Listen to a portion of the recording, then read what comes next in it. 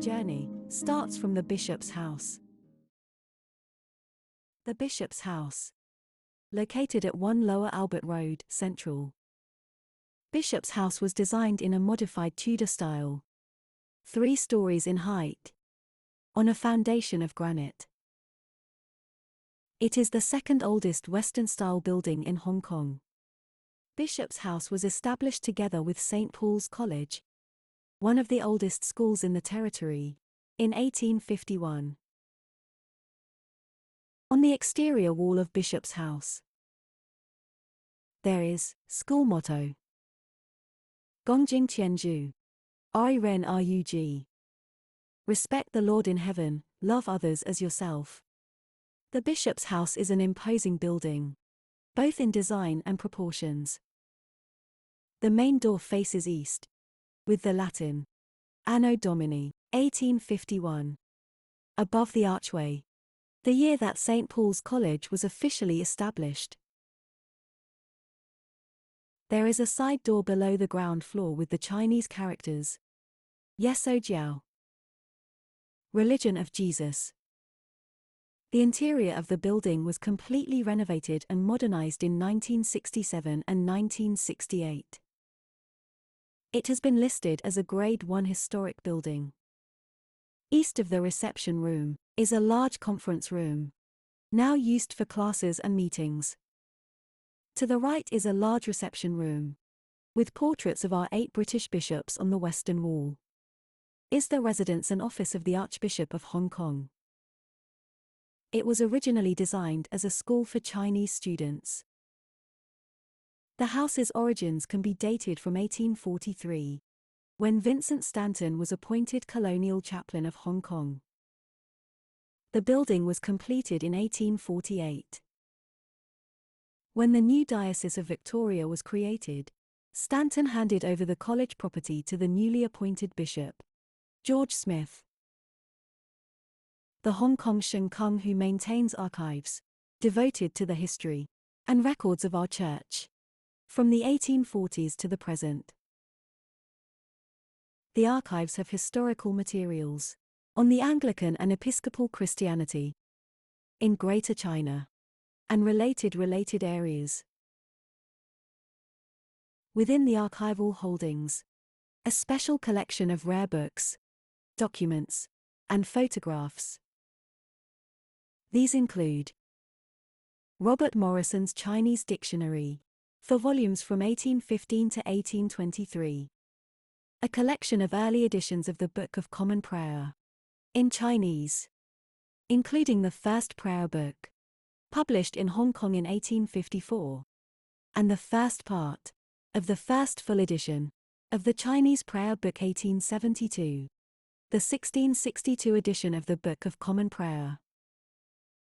A facsimile edition of 165 books, tracts, and writings of Christian materials in Chinese from the 19th century.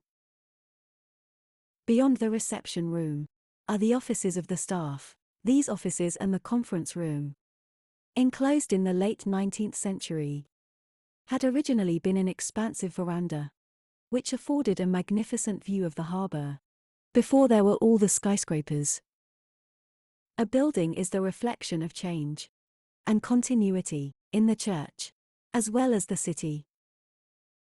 With a history of more than 160 years, Bishop's House has witnessed the development of the Hong Kong Sheng Kung Hui Anglican Church, as well as the interaction between Christianity and Hong Kong society.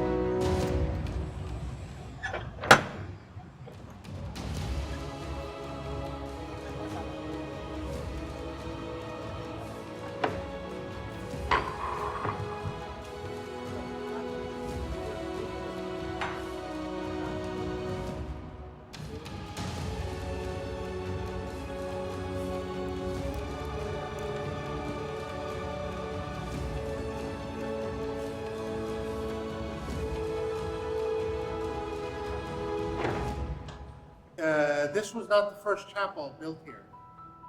It was, the first chapel was built, and then just a very temporary one in 1845 in March. And then that was a very simple one, gently taken down, and this was built around 1860.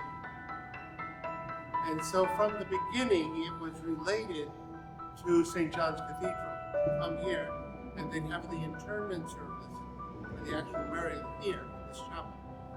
But this chapel, it was run by the Anglicans, and originally under the authority of the Colonial Chaplain. But it was open to everybody. So Gutzlaff, when he died, this was probably not yet built, but they had another small chapel. Anybody could use it. This was, when we say this was a Christian burial, it's mainly for the Protestant Christians. The Catholics are over there, and it's in pretty good shape, considering that this is one of the oldest churches in Hong Kong. And I see since the last time I was here, they have put in new pews. So these are all new. I haven't seen them before. But I think it's a very nice building. It's facing west to east. So this is it's better laid out. Well, it's about the same as St. John's Cathedral, which was typical for the early churches that were constructed in different places. Anyone can visit the colonial graveyard. You don't have to apply; it's open, but you can't necessarily visit this. You have to get. We made special permission for a group to come here, but I don't know who that is.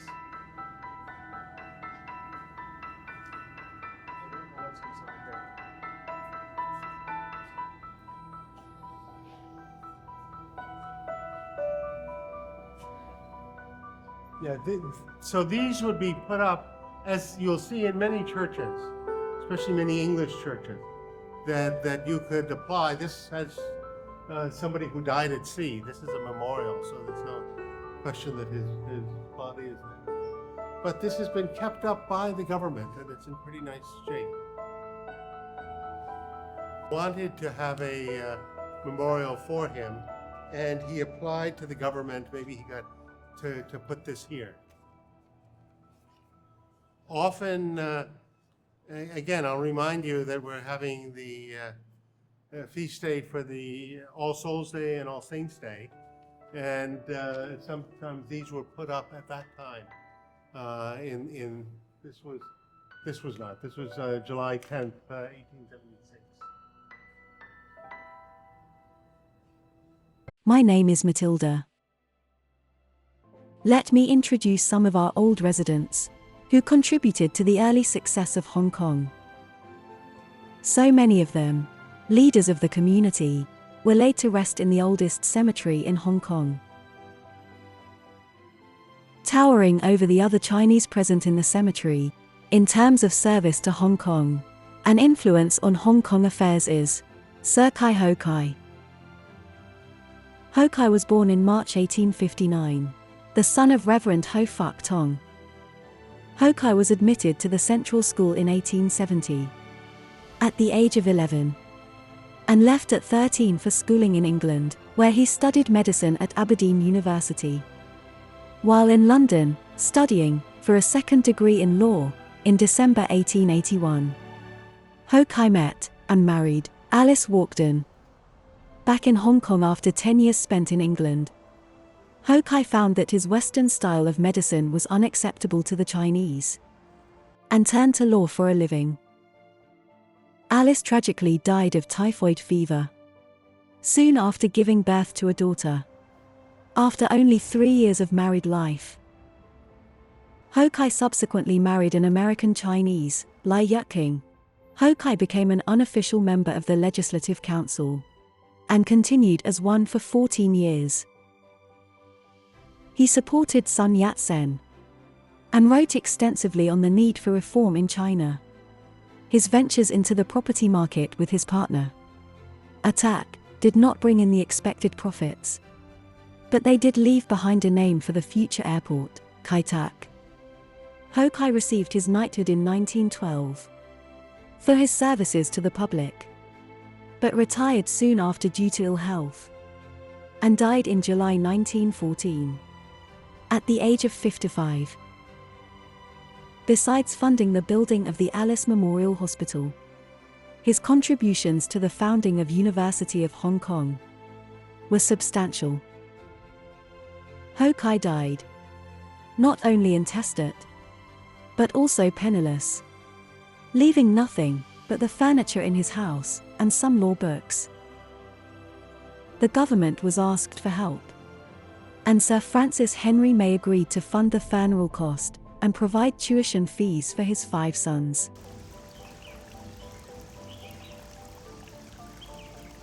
Ho Tung, a Eurasian, was the wealthiest and the most influential businessman in Hong Kong in the early half to then 20th century. His father, Charles Bosman, was a British businessman of Dutch descent. His mother, family of Shi, was a native of Bao'an. Ho Tung studied in a local tutor, traditional Chinese school, when he was small, and went to the Central School when he was 12 years old. Upon graduation, he first worked as a tutor in the Central School, then worked in the customs of Guangdong Province. He later joined the rich and powerful Jardine Matheson and Company. From an assistant, he was promoted to Chinese head comprador. In his long years working as a comprador, he managed to build up his own extensive commercial network and accumulated large amount of capital. In 1900, he resigned from Jardine Matheson and embarked on his own career. Ho Tung invested in trade, shipping, finance, and real estate. His adeptness and acumen in business very soon made him the richest man in Hong Kong. Ho Tung, who was an Eurasian, identified himself as Chinese and wore Chinese costumes even when he was attending important functions in Britain. Ho Tung was a dedicated philanthropist. Throughout his life, he had been giving donations to all kinds of charity and educational work, many of which were large and eminent contributions. Ho Tung did not hold any public office in his lifetime, but because of his generosity in contributing to public welfare, he was knighted by King George V and was knighted as K.B.E. by the Queen. He and his family were allowed to live on Victoria Peak and became the first Chinese family to reside there. Since Ho Tung identified himself as Chinese, he was also very concerned with Chinese affairs and was considered as a patriot for his contributions to the peaceful unification of the country and the war against the Japanese. Sir Robert Ho Tung died at the age of 94 on the 27th of April, 1956. He was baptized shortly before his death. Dying on his deathbed, he sent for a Roman Catholic priest to come to see him. And the priest said, well, before I can baptize you, you have to confess all your sins. So I said, I have to confess all my sins? He said, there are too many. I can't do that. Get out of here. Send me an Anglican priest. So the Anglican was easy to become baptized as an Anglican than to become baptized as a Catholic. So as you see, he died as a Christian. Kan Tong-po belonged to the first generation of Hong Kong Chinese bankers. He was also one of the forerunners to change China's banking industry from Yinhao, native Chinese banks, to modern commercial banks. Kan was a native of Shunda in Guangdong Province, and came from a family of bankers. His father Jian Jianjing was a comprador in the Hong Kong branch of the Yokohama Specie Bank.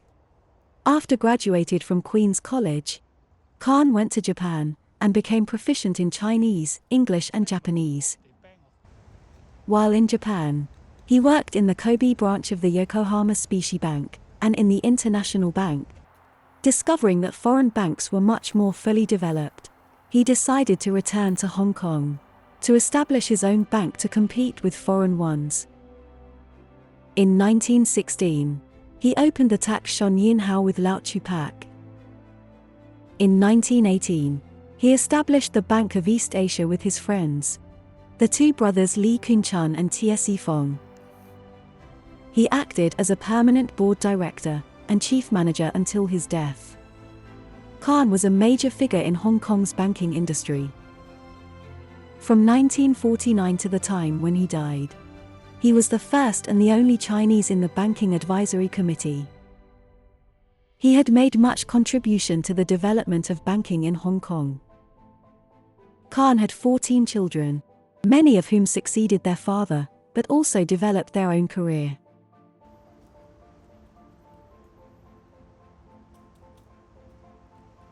Sir Kachik Paul Chatter is an Armenian businessman, born in Calcutta, India in 1846.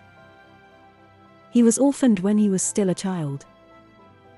He came to Hong Kong in 1864, at the age of 18, and stayed with his sister and brother-in-law, the Jordan's family. Chatter first worked as a clerk in the Bank of Hindustan. However, he resigned in 1867 and became a bullion broker in the bank buildings, Wyndham Street, and within 10 years had laid the foundations of his fortune. In 1884, he gradually built an extensive commercial network and invested in real estates. He founded two major corporations, the Hong Kong and Kowloon Wharf and Godown, and Hong Kong Land, in 1886 and 1889, respectively. As he rose in social status, he served on the Executive or Legislative Council for nearly 40 years from 1887 to 1926. He was highly regarded by the government, which also benefited from his service. He initiated the Praya Reclamation, which finally took off in 1887. The project was completed in 1903. The coastline moved from Des Vaux Road to Connaught Road, and 57 acres of land were added to the Central District. Chatter was knighted in 1902. Chatter Road, Chatter Garden, and Kachik Street were all named after him. This is unique in the history of Hong Kong. He was the ever-generous Colossus, who, from Marble Hall, his mansion in mid-levels, with the first indoor gym set up in Hong Kong, oversaw the growth of Hong Kong's prosperity and of his own fortune. Sir Paul Chatter loved arts and established a fund to acquire paintings and pictures. Sir Paul Chatter died in 1926. According to his will, the Chatter collection of paintings was donated to the Hong Kong government. Just a few steps from the grave of Sir Paul Chatter, there is a monument in the memory of Joseph Theophilus Chatter, Sir Paul Chatter's elder brother, who died in 1886, leaving his brother heir to his not inconsiderable fortune. When they both worked together in the bank buildings as bills, bullion, and share brokers.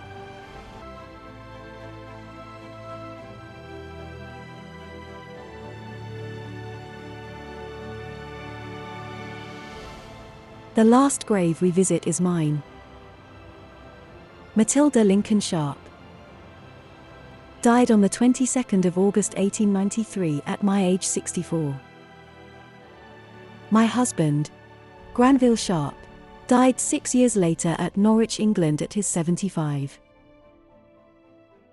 As a member of high society in Hong Kong, we were living in very comfortable and luxurious lives. My husband was a well-known businessman at our time. He started his career as an agent for the Commercial Bank of India in 1858. He left and started his own business as bullion and bill broker at Gough Street since 1861.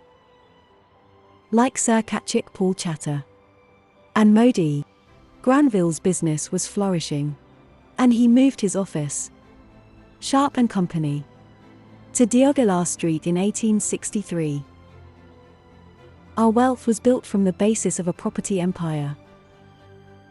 In the land sales of the 30th of June 1862, Granville bought 11 lots on Morrison Hill and Wan Chai, comprising more than 76,000 square feet, costing just over $7,500.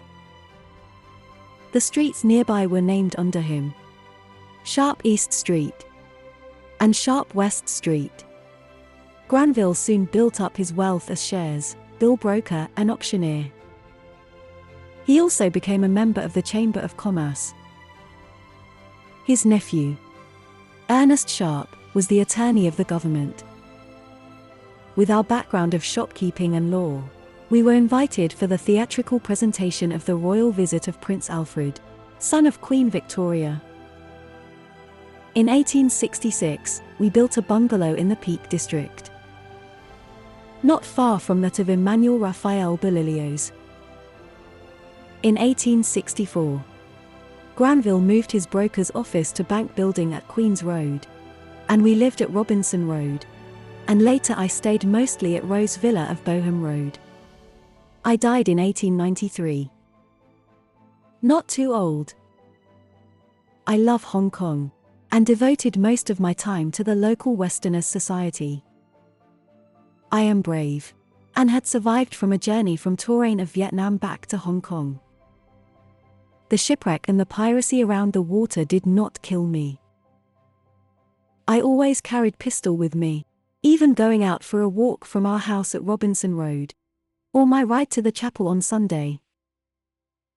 After my death, Granville bequeathed a hospital, to be constructed in my memory upon his own death. That's all for me now. Any questions so far?